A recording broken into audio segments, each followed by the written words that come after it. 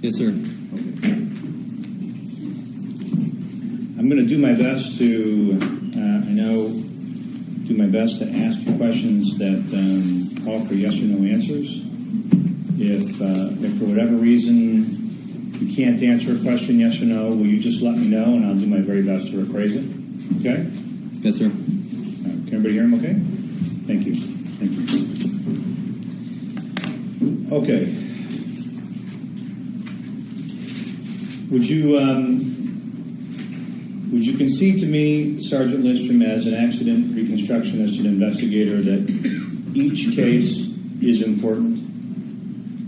Yes.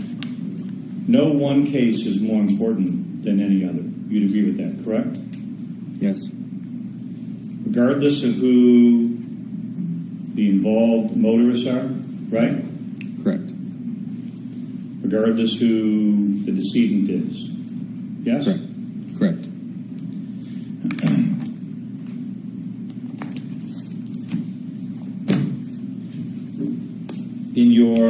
On February 16, 2017, you actually prepared a report regarding a one-car rollover fatal crash assisting Shelby Township Police Department. Do you recall that? I think there was a couple that I've done for them in the last several months. The crash date and time was February 5th, 2017. Do you remember that? Not unless I knew more specifics. Do you recall your report in that case being 2 pages long? Again, unless I saw the case, I wouldn't know which crash. If you want to see the report, you let me know. Okay? Sure, I'd love to see it. May I approach, Your Honor? Yes. Thank you. May I have a continually approach? Yes.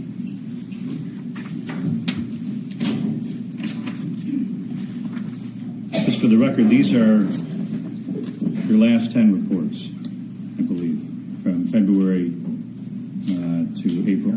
This is the one I just referred to. Okay. Yes, I do recall that one. And was your report a 2-page report? Just over 2, yeah. Yes, sir.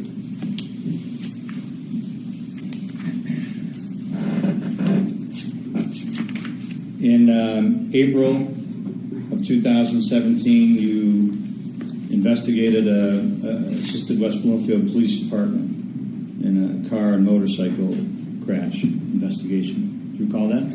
I do recall that one. And your report in that case was 2 pages long, correct? If you're looking at it and telling me it is, it must be. Never take the word of a lawyer. You did another one for the Shelby Township Police Department, 2-car critical injury crash, February 16, 2017, and your report was 3 pages long. Do you remember that? Specific details to it? No, I'd have to refer to the report. February 8th of 2017, you investigated a car and school bus crash. Remember that? Assisting the Roseville Police Department. Roseville? Yes, I do. Your report was 2 pages long. Do you recall that? I do.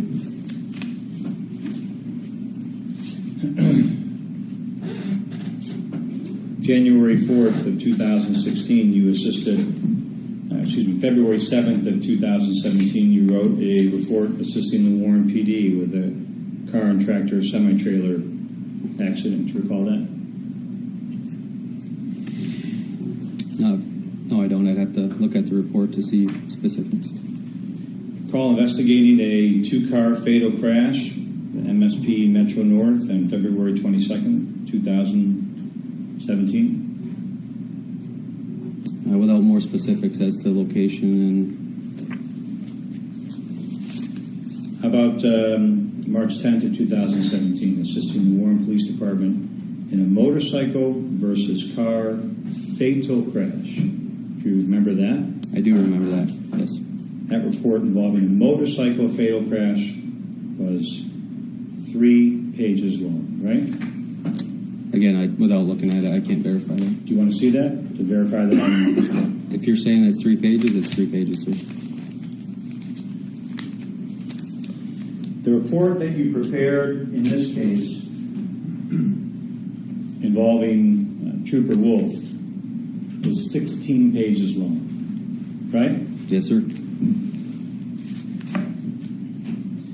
Michigan State Police investigates and assists other departments in officer-involved shootings and incidents, don't they? Correct, yes, sir. And oftentimes the Michigan State Police is called in to avoid the appearance of a conflict where a local police officer is involved in an incident. Yes? Yes. And Michigan State Police is called in for a fresh set of eyes, right? At times, yes. Does Michigan State Police have a conflict of interest policy that you're aware of in a similar situation when one of its own members is actually injured or involved in an incident? You asking for our policy? Are you aware of one? Yeah, we do have a policy that if one of our members of the state police is involved in a crash, whether it be serious injury or fatal, that we are to be assigned to the incident. So the Michigan State, other departments, when one of their officers are involved in an incident, they seek a fresh set of eyes from the Michigan State Police so that there's no appearance of bias or conflict. But according to you, the Michigan State Police policy is we investigate our own. Is that right? Some departments don't, I guess, not all the time. Would you agree that it's important to be impartial? Absolutely. It's important to be objective. Correct. It's important as an investigator to disclose upfront information at all of any relationship with one of the involved parties in a crash, right? Yes, sir. You work for the same department as Trooper Wolf, right? Correct, yes. You had met him before, prior to his death, correct? I had met him once, correct. You shook his hand before. Just introduction, correct. While you were investigating this with other Michigan State Police officers, you had discussed your feelings about the tragedy that Mr. Wolf had experienced, am I right? Specifically about Trooper Wolf? No. Hadn't other officers shared with you their fondness for him? Yeah, I'm acquaintances with a lot of the other motor unit guys, sure. Other individuals disclosed to you their feelings for his sadness for his family? For his loss and family, yes. And you wrote the 16-page report in this case, yes? Yes, I did. And I think you told me before it took you several days to write that report, right? I believe in the prelim it was, several weeks. Several weeks, excuse me.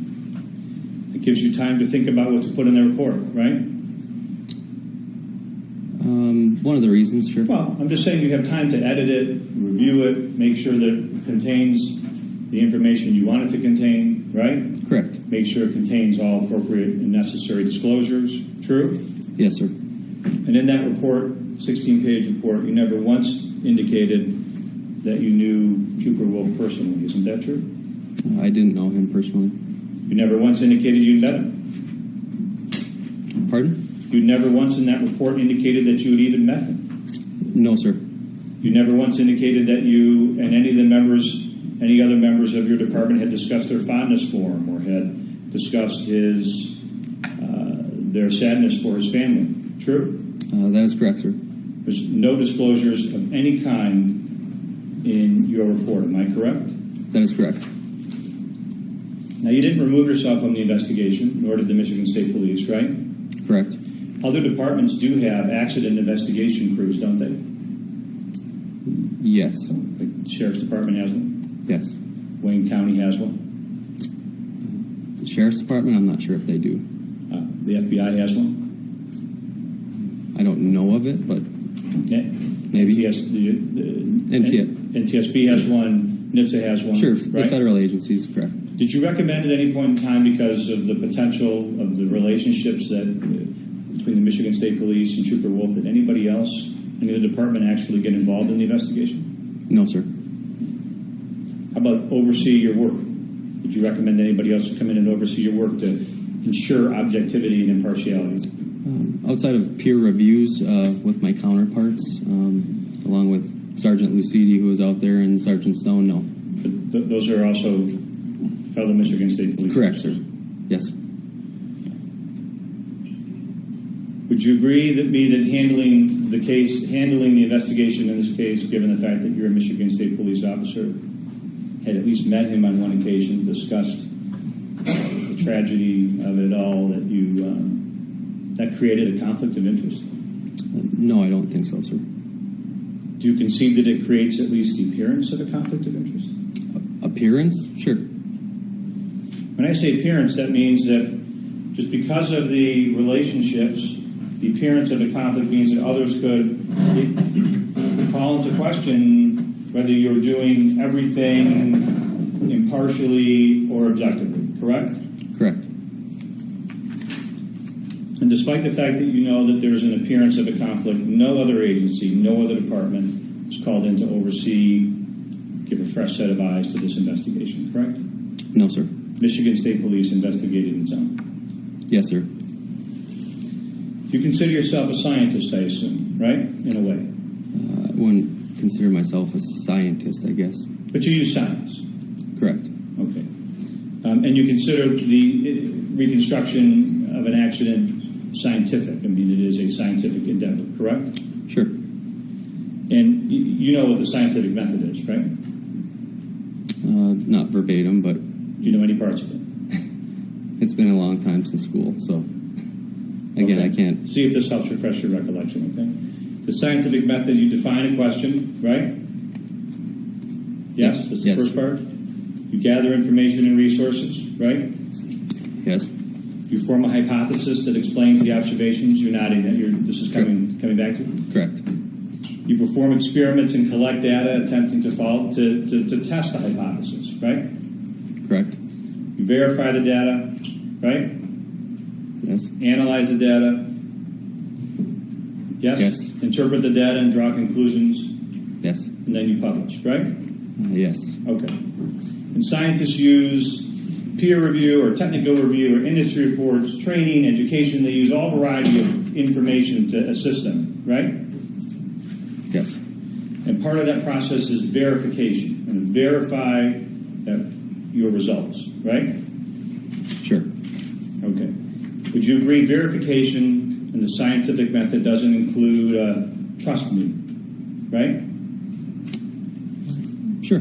Doesn't include assumptions. Correct. And verification is the opposite of assumptions and trust me, right? Correct. Okay. Because in science there's no such thing as, hey, take my word for it, or trust me, or you can assume a couple of things, right? Yes. Okay. Headlights illuminate the roadway and objects ahead. True? Yes. There are 5 parts of the headlights on the BMW 1200 RT, the front headlight assembly, correct?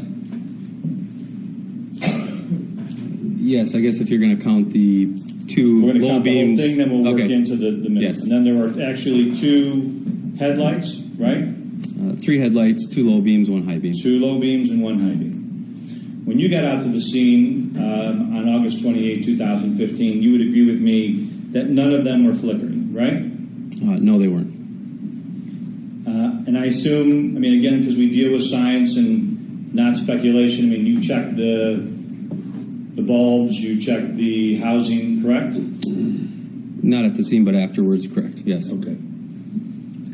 And you ultimately wrote a report about the functionality or whether there was the capability of reaching a definitive determination about whether the lighting system was on and working at the time of the collision, correct? Correct. And what you wrote in your report, do you remember the exact terminology you used? I believe it's a couple sentences long, but... Quote, no definitive determination could be made about the motorcycle's lighting system at the time of the collision, correct? I believe that's not the end of it, but yeah, But that was one statement that was made, correct? Okay. No definitive determination. We're in a court of law, right? Yes, absolutely. And we're not making assumptions, because assumptions aren't part of the scientific process, correct? You just agreed to that? Correct. Okay. And you could not say, after examining the lighting system whether the motorcycle's headlights were on and illuminating the roadway or objects ahead at the time of the accident, correct? Correct. I want to repeat that. You cannot say to a reasonable degree of scientific certainty that the motorcycle's headlights were on and illuminating the roadway or objects ahead at the time of the accident. True? Correct.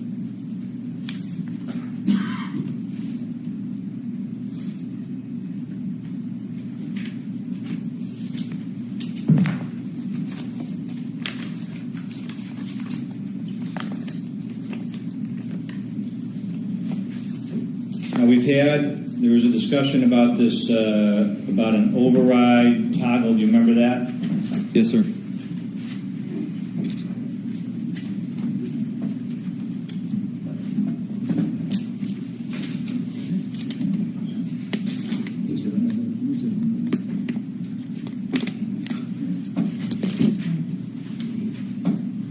I apologize. Is there a important way to give a number on introducing that?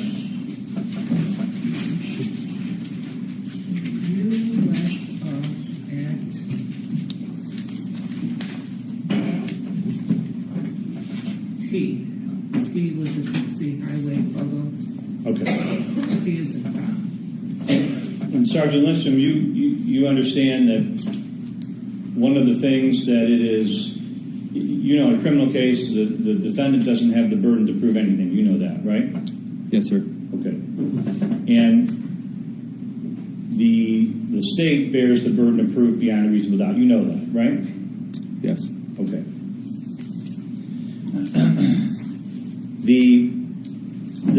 This motorcycle is equipped with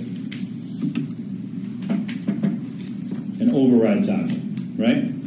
Correct. It allows an officer with the flick of a button to turn off all of the lighting systems for a variety of reasons, correct? Yes, sir. And one of them is for stealth purposes, right? Yes. In fact, the manufacturer actually markets that as a feature, right? I haven't seen the manufacturer specs on the motorcycle, but And the toggle switch is a single switch, isn't it? yes. And it's the switch is situated on the handle, isn't it? Yes. And it's next to where the thumb would be operating the right side of the motorcycle, correct? Correct, on the right side of the handlebar. Yes. Correct. And different systems that can be activated by the thumb, right? Sure. Right. So I'd like to show you just I'm going to approach and show you Defendant's Exhibit U. My last one was T, correct? Just going to show them this. That was for the margin. Sure. Defendant's Exhibit U this is the bike, the 2012 R1200 RT, right? Yes, sir. And it's a special police vehicle. Yes, sir. And you recognize, the model of the bike? Yes? Yes, coloring is different, but yes. And you recognize that this is the handlebar, the part that contains the override switch, right? Yes. Okay. I move for the omission of Defendant's U for demonstrative purposes. It says for the BMW RT. 1200 RT. Okay. For demonstrative purposes, no problem. No objection. So U is admitted. Thank you. Okay. This is the right side of the handlebar here, correct? This would contain these. Can't see with this in the way? Okay. Sorry about that. I apologize.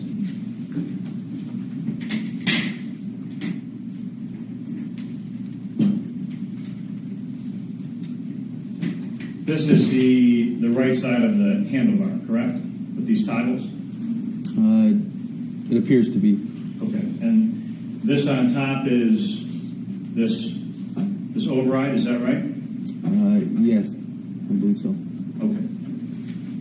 Now, the number, the words are reversed, off and on. So when you can actually be driving this motorcycle and have the lights on, and then you can hit the toggle and turn them off, right? Correct? Correct. But to turn them off, you have to you have to hit the toggle on, right? Correct. Okay.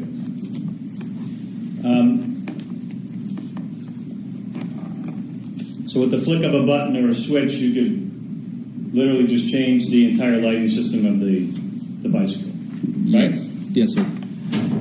You would agree with me that based on your review of the motorcycle itself, that it is possible that the on switch, in other words, the light kill switch, this override switch, could have been in the on position prior to the crash, correct?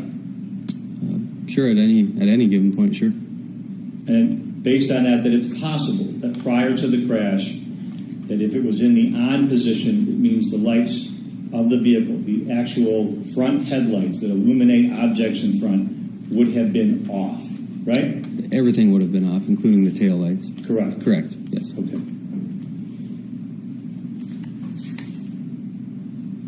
And if it's in the on position, it means that Trooper Wolf's lights would not have been illuminating objects in front at the time of the collision, correct? Correct, hence everything would be Yes. off. Correct. And again, that's something that you cannot eliminate as to a reasonable degree of scientific certainty, correct? Correct. For the jury's benefit, that means that at that moment, prior to the crash, it's within to a reasonable degree of scientific certainty. It is possible. I'm sorry, I want to object. A reasonable I'll degree of rephrase it. certainty to possible? Okay, I'll rephrase I it. guess the phrasing I would object to. I don't mind. I mean, I guess there's some humor in that. I don't mind, it's fine. I'm trying to address a serious subject. You know it's a serious subject, right? Yes, sir. Okay. That means that at the time of the collision, there is uncertainty whether Trooper Wolf's headlights were on and illuminating, correct? Based on my overall findings? No, I'm talking about based on the physical findings, based on the system, based on the analysis. Is that true? Based on my findings, it was in the off position. I understand, but we talked that it could have been in the on position prior to the collision, correct? We're playing hypothetical? I've asked you that before. I can go over the exam transcript if we want to go over that. Yes, it could have been in the on position. And it could have been actually during the collision. Collisions are dynamic. Yes? Yes, sir. And the switch could have changed within the course of the collision, or Trooper Wolf was ejected or thrust over or something of that sort, right? Absolutely. And you ultimately ended up examining a similar motorcycle, didn't you? I did, yes. And the front lights illuminate when the ignition is in the on position, right? When Correct. the actual ignition is on, the front headlights illuminate, right? Correct. When you observed Trooper Wolf's bike, the ignition was in the on position, right? That is correct. Yet the lights were off. True? When I got yes. Yes. Okay. And you understood that, I mean, as an expert, you can also rely on other witnesses or information that's been stated here in court. You understand that, correct? Yes. Are you aware that witnesses that discovered the bicycle or the bike within minutes of the impact observed the lights to be off? Are you aware of that or not? I was never told that any lighting on the motorcycle was on, with the exception of, I believe it was some sort of a green light or a green reflection light of some sort. From the which runs on a separate battery. Correct. Okay. Let's talk for a second about one of the things that we look at is filament. You examine the filament in the bulbs of the front headlight, correct? Correct.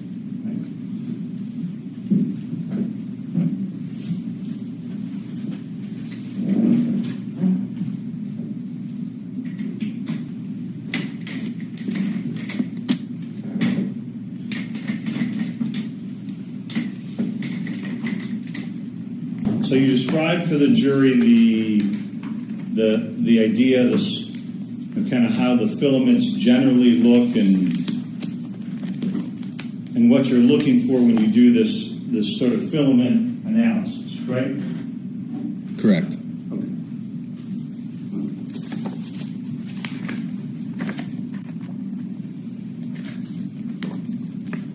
You use the phrase hot shot and cold shot, right? Cold break, yes. Cold break and hot shot, true? Yes.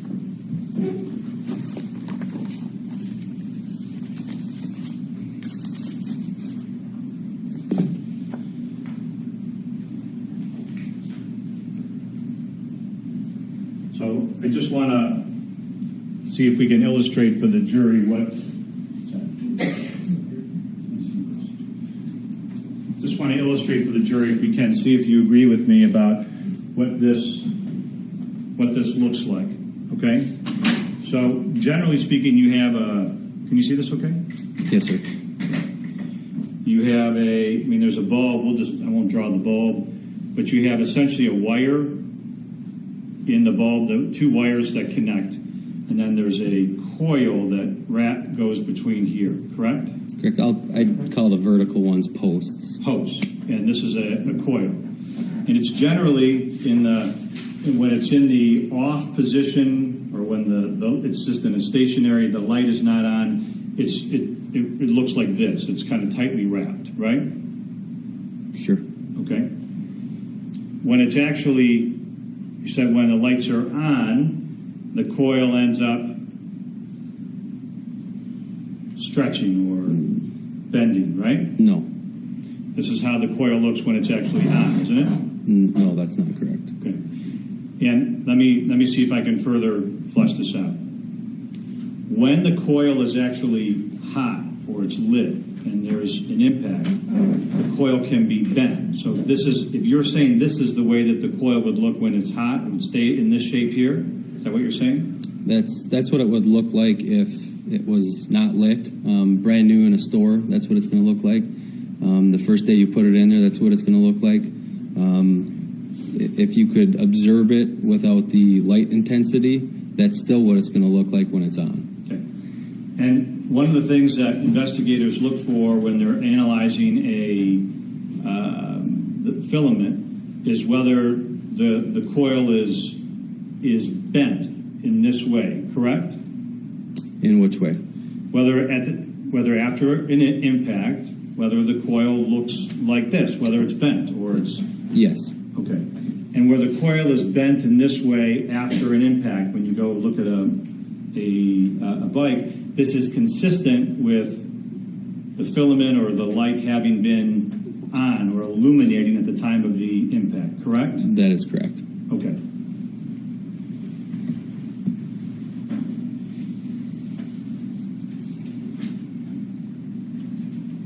So when you actually pulled the actual light bulbs out and examine the filaments, I want to show you them if I can, okay? Sure.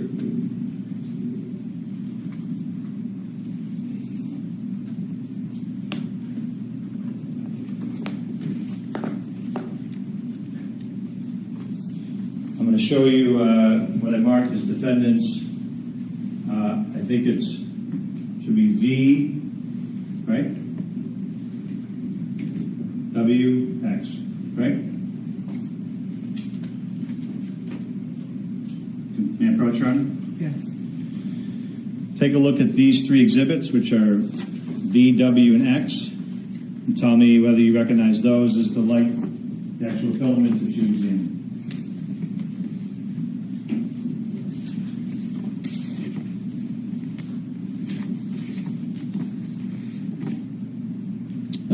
It appears so, sir, yes.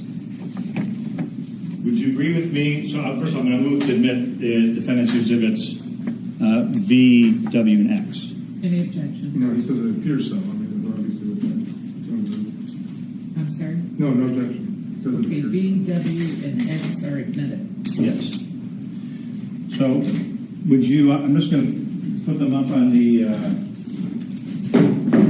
camera here. This is defendant's Exhibit V.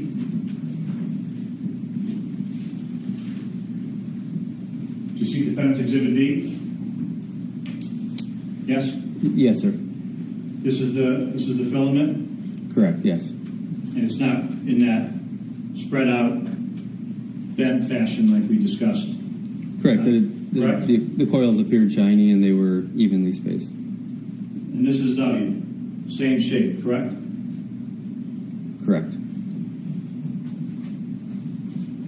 And this is X, right? Yes, sir.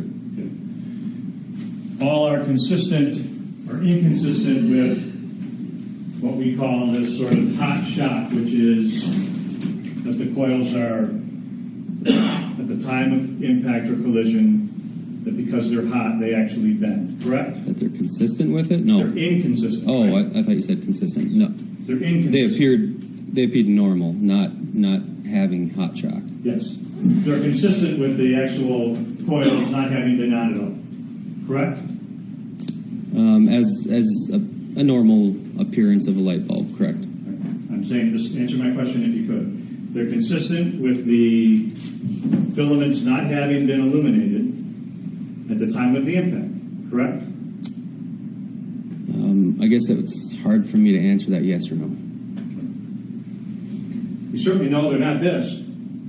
Absolutely.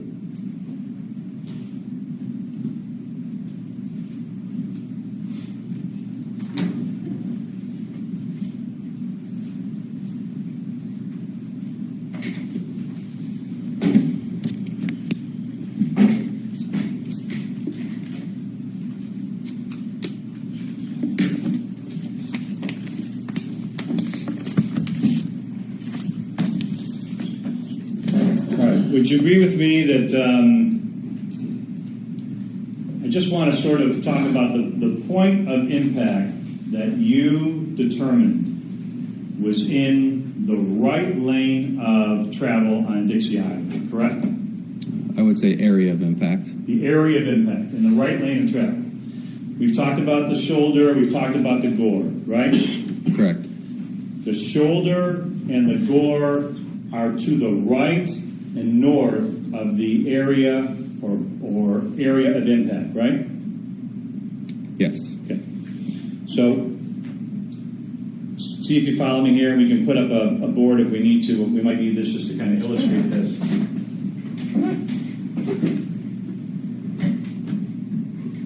There is not a single shred of physical evidence